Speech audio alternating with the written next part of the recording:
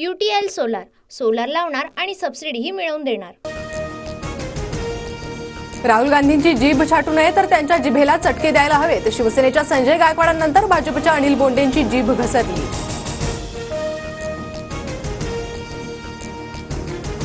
राहुल गांधींवर हल्ला करण्याचा कट परदेशात रचला जातोय। अजीसारखी अवस्था करू असं बोललं जातंय। ह्या हल्ल्याच्या कटाचाच भाग संजय राऊतांचा गंभीर आरोप।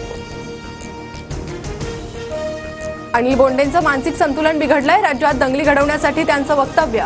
बोंडेंना फडणवीसच प्रवृत्त करत असल्याचा काँग्रेस नेत्या यशोमती ठाकूरांचा आरोप। काँग्रेस नेते अजय माकन यांच्याकडून संजय गायकवाडांविरोधात वादग्रस्त वक्तव्याप्रकरणी पोलिसात तक्रार। केंद्रीय मंत्री रवनीत बिट्टू, तरविंदर मारवाह यांच्यासह अन्य दोघांविरोधात तक्रार दाखल। संजय गायकवाड रस्त्यावर लोकांना मारणारा गुंड। महाराष्ट्राच्या राजकारणाला यूपी बिहार सारखं करू नका। संजय गायकवाडांच्या राहुल गांधींवरील वक्तव्यावरून वर्षा गायकवाडांची टीका।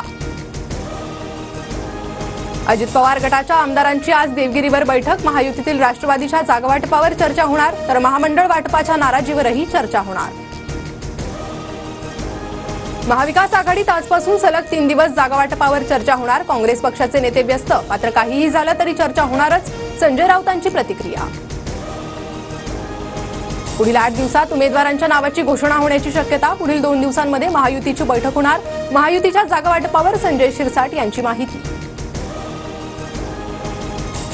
सीएम पदासाठी फडणवीस हाच भाजपचा चेहरा। बावनकुळेंकडून महाजनांच्या वक्तव्याचं समर्थन। मीच कॅप्टन असं म्हणणाऱ्या शिंदेंना आता भाजपनं डिसमिस केलंय। संजय राऊतांची टीका। लोकांना कामाची किंमत नाही याचा अनुभव लोकसभेवेळी आला। न सांगता काम केल्यास लोकांना किंमत राहत नाही। अजित पवारांकडून बारामतीकरांसमोर खंत व्यक्त।